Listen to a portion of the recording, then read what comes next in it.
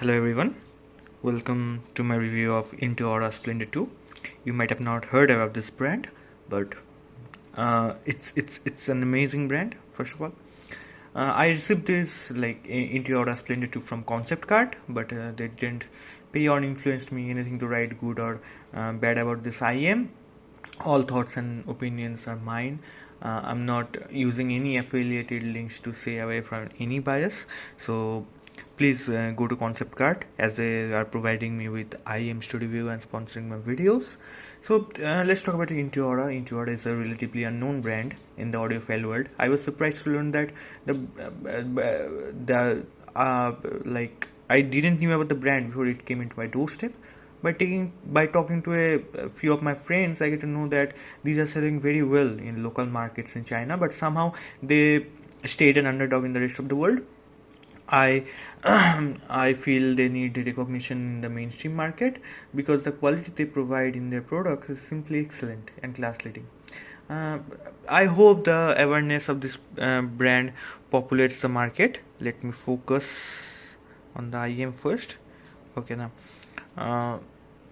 And you know what they say, that competition is the best, always the best for customers. I genuinely feel that this company provides very great value, like full and Simgot like stuff. Like they are very comparable. Let me fix that. Fix this IEM so you can see how gorgeous this looks. So a few information that I should give you about this IEM is hey gears worked with Mr. Shi Yu, I might be pronouncing that name wrong, a leading supplier to develop premium dynamic coil unit for this IEM. The same Shell sound capacity is used in the Splendor in-ear monitor, which is a predecessor of that. Why is it always out of focus? I don't know why. The technology that it is using is like AWCT. I don't know what the full form is that, but it's something like acoustic tuning technology, something with a unique sound cavity absorption system that absorbs the harmonic peaks of precisely in tuning strategies that provides a textured, more comfortable sound experience. This results in a realistic, detailed sound reproduction that improves the overall sound quality. That's all academic and should sound like very artificial. So first let's talk about the pairing of this IEM. This IEM is very easy to pair, to be honest. It needs like 14 out of 100 volume test in Dawn Pro, which is pretty efficient, and it is not that much source dependent as other IEMs I have tried, but it does change the tonality of the IEM if you change the source, or the signature of the source gets changed. More warm kind of source will like kill off the mids that it has. It has a very borderline mids, which is very neutral, not recessed or not elevated. It's very neutral mids. Anything that is over 2 VRMS and flat sources work best with this IEM. Let me just do this. I hardly praise any tonality of the IEM. Also, I criticize respected IEMs in the hobby just because they sound good to me. They didn't sound good to me. I always feel I need to EQ IEM before get to my sweet spot. There are only 3 or 4 IEMs that I don't feel the need to do an EQ after listening to it for the first 30 minutes. Those IEMs are Theo Audio Monarch 2, Mark II, Modet 3.0 Lina, and this IEM. So let's start the subjective review. The general tonality of this IEM is bass boosted neutral. It's unlike something. It's unlike something like listening to Task, where there is a bass shell, but it doesn't pronounce the bass just because the absence of slam and punch. This IEM pushes the air, like there is a lot of punch in the sound. You can expect a lot of deep extension, like the sub bass goes down deep, and there is no point where I felt the sub bass was lower in quality or quantity. It was full and extended way down to 20 Hz. The feeling of getting a good bass with an ample amount of air and extension is very rare. for me in this hobby due to my the anatomy of the ear I have. The mid bass is linearly laid after the sub bass shelf. It doesn't jump out of the frequency range. What it means is that the attack is not sudden, and it takes time to extract the low end from the song, and the fallout of the beats is perfect too. Why I like the low end attack and fall off like that in all my audio devices is pretty simple. It just makes every recording a bit more organic and analog. So super fast attacks might be good for like electronic dance music, but from rock to pop, the fast nature kills the authority of the stage. Mid-range mids are perfect too. It might be a little resist if you are coming from a vocal centric IEMs, but generally the mids are on most tracks are very neutral tonally. I enjoyed all of my vocal centric tracks with it. The male vocals are not forward to the point that only vocal lovers could enjoy it, like the RSV, but they are full of details. There is no hint of nasaliness, or it was not thin by any margin, stretch of the imagination. Yeah, you can say it lush, but I wouldn't say it. Female vocals are extremely good with this IEM. It's like they knew where to give certain peaks to give shimmering feeling without being shouty even a bit. Full of resolution, easy to listen to. The voices flow like water under sunlight. Hints of shine here and there, sparkle, but it's fluid, like dynamically. The treble is the most attractive thing about this IEM, bar none. Okay, so it is beautifully done, like a very expensive IEM. You wouldn't feel that this costs around 220 or 230. Okay, this will feel like an experience that you get from a like $700 and up IEM. Yeah, yes, I'm saying that right. I know what I'm saying, and it's just unbelievable for the price.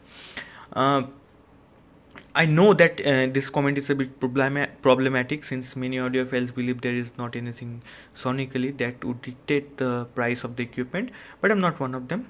I always feel there are certain deltas in the higher price audio product that are always differentiable between high end and low end products, and this IEM screams expensive in the treble region. The details and micro contrast are excellent, even though there is no sibilance in the frequency response. Certain peaks in the frequency response kept the treble from being boring and tasteless and dark. From lower registers to upper registers, everything sounded cohesive and well put out. Now this is a special thing. There is a dip in the treble from 4 kHz to 6 to 6.5 kHz. This dip, the dip in the treble, does a lot of things to the overall sound. It takes away the forwardness of the ringing frequencies from the sound. It smooths out the sharp and shrill aspects of the song that are full of bad treble. But the best thing that it does can be listened to up to 8K. The sound pressure level feels so smooth and gentle with amazing extension that it is impossible to guess that this could be done with a single DD. Now, I am very satisfied with the timbre reproduction of this IEM due to pretty brave choices in the tuning. It provides timbre better than I expected, to be honest. So the drums sound fine. Low end is there with authority, projecting confidence to show them the drum hits. The drum body is very present. Upper registers are present too. The only gripe I had with this instrument was lower treble precision. This reason makes the drums super smooth, so they sound good but not extremely original. Okay, let me lay it back a bit. The focus is okay. Now it might be fixed. So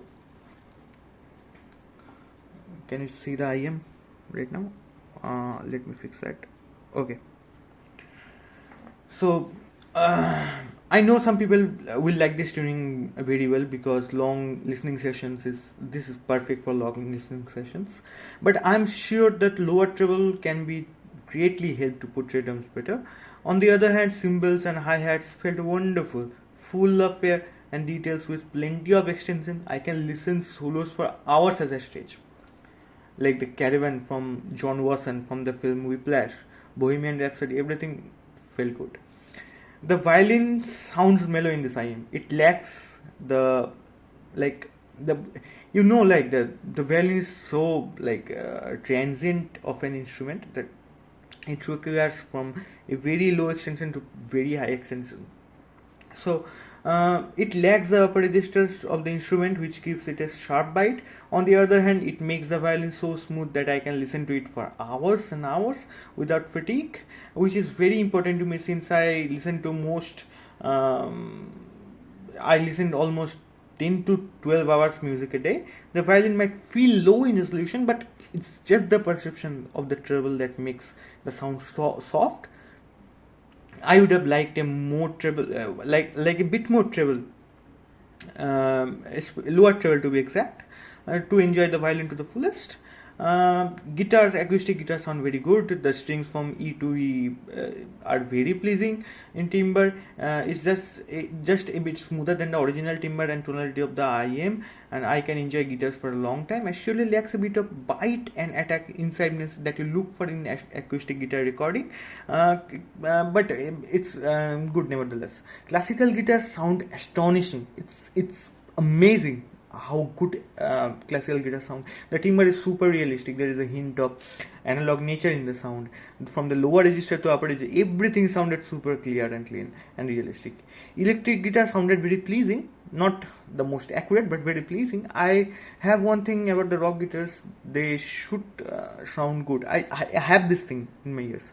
Okay, since they don't have a fixed timbre because of the ranges it can occupy, it is mostly impossible to get the tone that the artist intended. I just enjoy electric guitars without having criticism in mind. Super smooth and detailed it is, what it is, so much so that I listened to a few albums back to back without any breaks.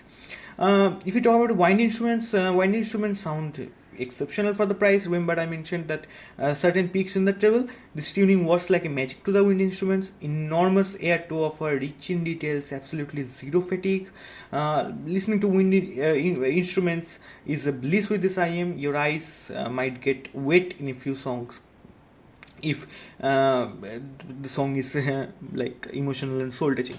Nothing to write about the bass here also. The cello and bass, they sound okay, nothing to complain. I would have talked a bit of separation from the I would have liked a bit of separation from the frequency response. A slight elevation could have helped a lot in the mid range, but since the nature of the tuning, there is nothing that we could have done there. I'm completely fine with it. Now the vocals. Male vocals sound on this IEM, it's okay. Male vocals sound good on this IEM, but it's not exceptional. Okay, it doesn't sound nasal. It occupies meatiness, and they sound wet to a certain degree. I enjoyed listening to vocals with them, but here too I would like a bit of forwardness, since most IEMs I used in the previous month are like RSV and stuff, are very vocal forward, so my brain is burnt in that way. Female vocals are phenomenal with this set. Like there is not even a complaint. The upper registers are pronounced but never got hot ever so slightly. The air details are there. There is a bliss to listen to in female vocals in this set, with the right songs, and you can just close your eyes and levitate to another dimension. It's that good. Like it was not possible in this price point. Okay, previously. Piano sounds good. The treble extension is there. Trailing edges are well preserved. The lower treble recession helped a lot to cut down the harshness that you might feel in some songs. But overall, it is a very pleasing and detailed experience.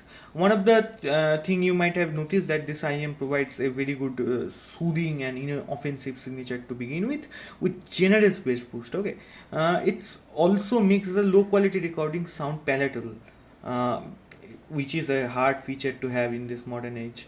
I am thoroughly impressed with this IEM, timbre and wholehearted to recommend this. Okay, so let's if you want to talk about the genre specific synergy, let's talk about hip hop. It's very good with hip hop. The low end is really brings out the fun and engaging element of the genre. The sub bass makes the genre sound large, not sounding like audio coming from tiny drivers in your ears. The sound stage and resolution are just added sauce to the whole experience. Like Secrets by Talanjum, it's an Pakistani song. The song sounds lush. The low end hits hard, and the sound is analog, pure analog. Okay, the vocals are full and warm, treble is well extended, loads of detail to offer. Then song 2 is 30 power by MC Stan. Everyone knows MC Stan. They sound detailed. The treble is full of details. Imaging is very good too. The vocals are full and texture. Sub bass feel full. Attack goes deep. Then if we talk about modern pop genre, it fits perfectly the modern pop genre. The bass has greatly accepted the genre and makes it enjoyable. On the other hand, the treble complements the songs too, since audio engineers by choice make the treble of modern songs peaky to handle dark mainstream IEMs. It handles them beautifully. So like the song as it was, the low end hits hard, the drum sounds nice, the stage feels big, the vocals are a bit recessed to my liking, but treble sparkiness is there, resolution is up to the mark, and Die For You, it sounds spacious, it suits the song very well. Vocals are still feeling ever so slightly recessed. For rock, this IEM is very good too. The lower treble is of this genre is famous for being sharp for most artists. I'm happy to admit that I listened to this genre for more than 5 hours a day for the last 7 days, and there's not even a single time I complained about the synergy of this IEM. I would highly recommend this IEM for rock genre. The blues sound very good too. The main advantage is the lower treble decision, which makes the elevated treble in some genres palatable. The bass, it had made the genre feel like analog and real. Mids are perfectly suited too. The upper treble extension feels the sound with air and incisiveness, and everything sounded innovative to the fullest. If we talk about orchestra and classical music, although the soundstage and timbre suits the IEM for orchestra and classical music, the lower treble always kept me wanting a bit more. Now that is lacking in any sense, that just feels incomplete in the slightest. Okay, the details are good, the resolution is up to the mark, trailing edges are there, air is there, present in immaculate quantity. Let's talk about the technicalities of this soundstage. The soundstage of this IEM is above average. IEMs generally are not very good at producing soundstage, since the ear anatomy and HRTF is a bit tricky to handle, but I never felt that I could use a bit more soundstage. It's that big. It is large enough to feel spacious and not large enough to the extent that I won't feel distant from the music. The way it handles the soundstage is above average for the price point it offers. The best thing about the soundstage is that it doesn't squeeze the sound into sphere, or it wraps very good in a circle around the head. Imaging is pretty average. It localizes the instrument precisely. It might not feel snappy enough for everyone out there. Pans and swipes are palatable to the point that it doesn't feel two-dimensional. I wouldn't call the imaging to be holographically accurate, but it's good. So the conclusions. In one word, the Intuaura Splendor II screams luxury. From tonality to aesthetics, from technicality to the wire, everything feels luxurious. Okay, this IEM is very capable and worth every penny you spent on it. 100%. You don't have to think about it whatsoever. Just have one thing in mind, that if you have a very dark sounding library, this IEM might not be the jam for you. It might not be good for you. Like sometimes few companies amaze you so much that question the hype mans in the community. I question the hype mans, like why it is so underrated is beyond my imagination till now. I hope this company and IEM gets recognition they deserve.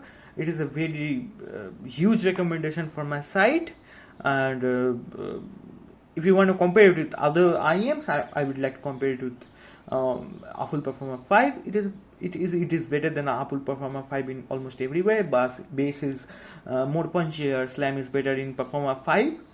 Rest, the quantity is better in Splendor 2. The mids are better. Treble is better. P5 soundstage is a lot more squeezed and 2D than Splendor 2. The resolution is one step better in Intuaura Splendor 2. The imaging is on par and worse with, if not worse, like it's on par. Like the 2D imaging, I would still give it's a smudge bit in Perform 5 just because of the stereo width. And the left and right channel is a lot more it seems a lot more wider than this IEM. Comparison with EA1000 format, technically both are comparable. Bass is more rumbly on the format, first of all. At the same time, it is more textured in the format. But the only problem I face with format is the lower treble. Sometimes it gets too hot that I stop listening to them. Although it might be up to your taste. I don't like the format to be something extraordinary at the price. I would choose Intuaura Splendor II over format blindly, mostly because of my library. I just can't like digest the fact that this IEM is so underrated. Okay, I'm making this video 21 minute or 22-minute video just because I just can't believe how underrated this IEM is. It feels so luxury, like it's sound like a $700 IEM for me. I highly recommend it. And again, this video is sponsored by Concept Card, but they haven't paid me or influenced me to say anything good or bad. I will send them this IEM soon, so it's not my IEM. They are not giving me this IEM, so that's the thing. Hope you liked it. Leave a like. If you want to subscribe. Bye.